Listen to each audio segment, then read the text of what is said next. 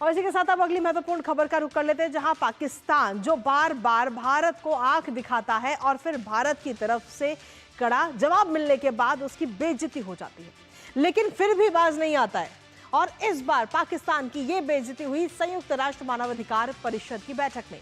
दरअसल पाकिस्तान ने संयुक्त राष्ट्र कश्मीर का मुद्दा उठाते हुए मानवाधिकारों के उल्लंघन की बात कही, जिस पर भारत ने करारा जवाब दिया और पाकिस्तान को उसकी जगह भी दिखाई। भारतीय राजनयिक क्षितिज त्यागी ने पाकिस्तान को उसी की भाषा में जवाब देते हुए कहा कि जम्मू कश्मीर और लद्दाख केंद्र शासित प्रदेश हमेशा भारत का अभिन्न और अविभाज्य हिस्सा बने रहेंगे।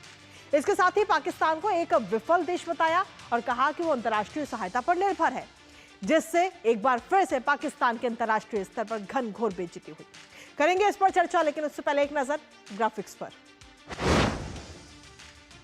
तो यूएन में एक बार फिर से पाकिस्तान की ये किरकिरी हुई है। भारत ने जहां पर पाकिस्तान को खरी खोटी सुनाई है। पाकिस्तान ने एक बार फिर से यूएन में कश्मीर का मुद्दा उठाया और कश्मीर के मुद्दे पर भारत कहां चुप रहने वाला है। तो एक बार फिर से कश्मीर का मुद्दा उठते ही तुरंत मुंह की खाई है पाकिस्तान ने। तुरंत इंडिया की तरफ से, भारत की तरफ से जवाब दिया गया। यूएन में कश्मीर को लेकर एक बार फिर से पाकिस्तान ने अपना रोना रोया था और मानवाधिकारों के उल्लंघन की बात कहता हुआ पाकिस्तान नजर आया, जिसको लेकर यह जवाब दिया गया। यूएन में पाकिस्तान को भारत ने दो टूक में सीधे तौर पर जवाब दे दिया है, जिससे कहीं ना कहीं पाकिस्तान की किरकिरी हुई है। और जवाब में कहा गया कि पाकिस्तान अंतर्राष्ट्रीय मदद पर निर्भर एक असफल राष्ट्र है, जो कि कहीं ना कहीं अंतर्राष्ट्रीय मदद पर ही निर्भर है और एक सफल राष्ट्र से नहीं कहा। इसके साथ ही भारत में अंतर्राष्ट्रीय दान पर जिंदा है पाकिस्तान, ये बात भारत की तरफ से कही गई है और इस तरीके से जवाब इस वक्त यूएन में दिया गया भारत की तरफ से। साथ ही कहा कि पाकिस्तान अंतर्राष्ट्रीय नियमों का जो धज्जियां हैं वो इस वक्त उड़ाता हुआ नजर आ रहा है, नियमों को ताक पर रखा हुआ है। तो जम्मू कश्मीर और लद्दाख भारत का अभिन्न अंग थे, हैं और रहेंगे, ये बात एक बार फिर से पाकिस्तान के सामने भारत ने सीधे तौर पर कही। और साथ ही कहा कि पाकिस्तान जो है वो अपनी आवाम पर ध्यान रखे। इसके साथ ही पाकिस्तान ने हर बार मुंह की खाई है, ये कोई पहली बार नहीं है जब उसकी घनघोर बेइज्जती हुई हो अंतर्राष्ट्रीय स्तर पर। इससे पहले की अगर हम बात करें तो 26 फरवरी 2025 को जब पाकिस्तान में जो है वो झूठ फैलाने में कहीं ना कहीं माहिर है और तब ये पूरा मामला सामने आया था। उसके बाद में उससे पहले अगर हम देखें तो 19 फरवरी का मामला सामने आया था। नवंबर 2024 में यूएन में पाकिस्तान के प्रस्तावित अधिनियम के खिलाफ वोटिंग हुई थी, जो पाकिस्तान की तरफ से प्रस्ताव दिया गया। नवंबर 2024 में कश्मीर मुद्दे को अनावश्यक रूप से उठाने पर कड़ी फटकार कहीं ना कहीं पाकिस्तान को उस दौरान भी लगी थी। सितंबर 2024 में जयशंकर ने पाकिस्तान को सीमा पार आतंक के लिए सीधे तौर पर लताड़ लगाई थी, करारा जवाब दिया था। दिसंबर 2022 की बात करें तो जयशंकर ने पाकिस्तान को कश्मीर मुद्दे पर खुले तौर पर घेरते हुए वो नजर आए। फरवरी 2022 में आतंकवाद का केंद्र है पाकिस्तान, ये बात कहीं ना कहीं हर किसी के जहन में है और हर कोई इस बात को जानता भी है। तो कुल मिलाकर हम देखें तो पाकिस्तान हर बार भारत के विरोध में कदम उठाता है, भारत के विरोध में बयानबाजी करता है और फिर मुंह की खाता हुआ नजर आता है। हमारे साथ में हमारे सहयोगी अखिलेश सुमन इस वक्त जुड़ गए हैं, सीधा उन्हीं का रुख करेंगे। अखिलेश, पहली बार नहीं है, कई बार ऐसा हो चुका है कि अंतर्राष्ट्रीय स्तर पर घनघोर बेइज्जती पाकिस्तान अपनी करवाता है और उसके बावजूद भी भारत के विरोध में बात कहता है, कश्मीर का मुद्दा उठाता है और फिर से बेइज्जती होती है, जिसका सीधा उदाहरण एक बार फिर से यूएन में देखने को मिला। अखिलेश जी बिल्कुल, मेरी बातचीत हुई क्षितिज त्यागी जो काउंसलर है वहाँ United nation human rights council में भारत की तरफ से। उन्होंने बताया कि देखिए 24 तारीख को 24 फरवरी से लेकर 4 अप्रैल तक यूएनएचआरसी की रेगुलर बैठक हो रही है, जिसमें कि हाई लेवल सेगमेंट होता है, जिसमें कि हमारे विदेश मंत्री डॉक्टर जयशंकर ने संबोधित किया था वीडियो के माध्यम से। उसके बाद 25 तारीख को पाकिस्तान की तरफ से एक बयान आया। पाकिस्तान ने उसके विरोध में, हालांकि जयशंकर ने पाकिस्तान के बारे में कुछ भी नहीं कहा था, उन्होंने कहा था कि आतंकवाद जो है वो मानवाधिकार के लिए सबसे बड़ा खतरा है और यह एक जनरल बात थी जो दुनिया के सभी देश इससे परेशान हैं, आक्रांत हैं।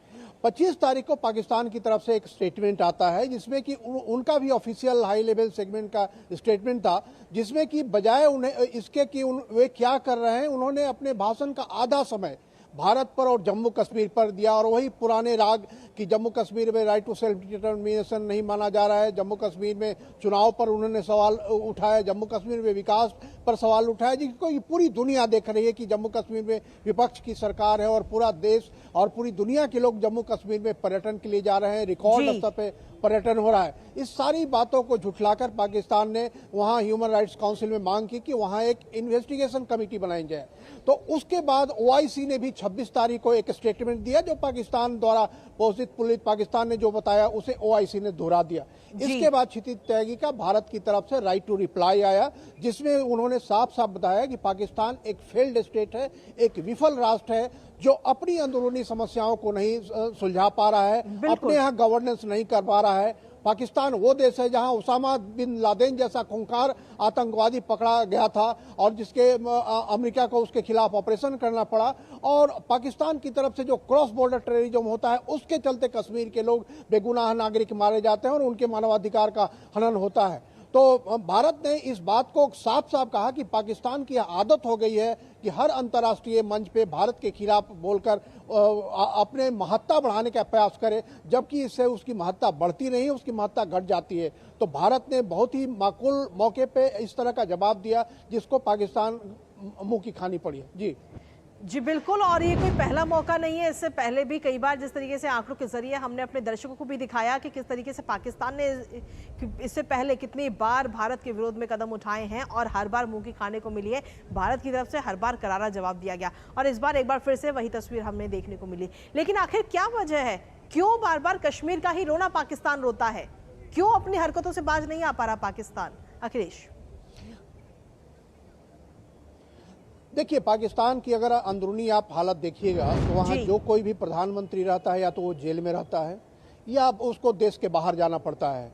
वो चाहे वो नवाज शरीफ हो, इमरान खान जेल में है, नवाज शरीफ भी जेल में थे। उसके पहले आप जान चुके हैं कि उसके दो जो राष्ट्राध्यक्ष थे उनकी हत्या भी हो चुकी है। तो पाकिस्तान इस तरह का राष्ट्र है और वह अपनी गलतियों को समझना नहीं चाहता, वह अपने आप को दुरुस्त नहीं करना चाहता और भारत के खिलाफ आवाज उठा के वो दुनिया से सहानुभूति हासिल करना चाहता है। और सिर्फ सहानुभूति नहीं, बल्कि उसे कई देशों से फंड प्राप्त करने की आकांक्षा होती है कि भारत के खिलाफ बोलेंगे तो कहीं से पैसा मिल जाएगा। इसके जरिए ऐसे देशों को आकर्षित करना चाहता है जो कि भारत के खिलाफ अच्छी भावना नहीं रखते। तो पाकिस्तान की यह पूरी सोची समझी रणनीति है कि भारत के खिलाफ बोलो और पैसा उगाओ। यह एक तरीके से रैंसम मनी लेने की जो पूरी कवायद है पाकिस्तान की, उसको अब हालांकि पूरी दुनिया भी समझ चुकी है। उन्हें जिस तरह से अंतर्राष्ट्रीय समर्थन मिलता था, वो अंतर्राष्ट्रीय समर्थन मिलना बंद हो गया है और यह एक तरीके से एक बार फिर नमूना हो गया कि पाकिस्तान किस तरीके से अपने पुरानी रणनीति को, फेल्ड रणनीति को फिर से अपनाने की कोशिश कर रहा है। चलिए, बहुत बहुत शुक्रिया अखिलेश, तमाम जानकारी और अपडेट्स हमारे साथ साझा करने के लिए। तो कुल मिलाकर हम देखिए तो पाकिस्तान को एक बार फिर से मुंह की खाने को मिली है। भारत ने एक बार फिर से कश्मीर का मुद्दा जैसे ही पाकिस्तान ने उठाया है, जैसे ही कश्मीर का राग अलापा, तुरंत भारत की तरफ से करारा जवाब दिया गया और कड़ी फटकार भी लगाई गई। खबरों में लगातार बने रहेंगे, लेकिन इसी के साथ फिलहाल न्यूज़ फ्रंट में मुझे और हमारी पूरी टीम को दीजिए अनुमति। नमस्कार।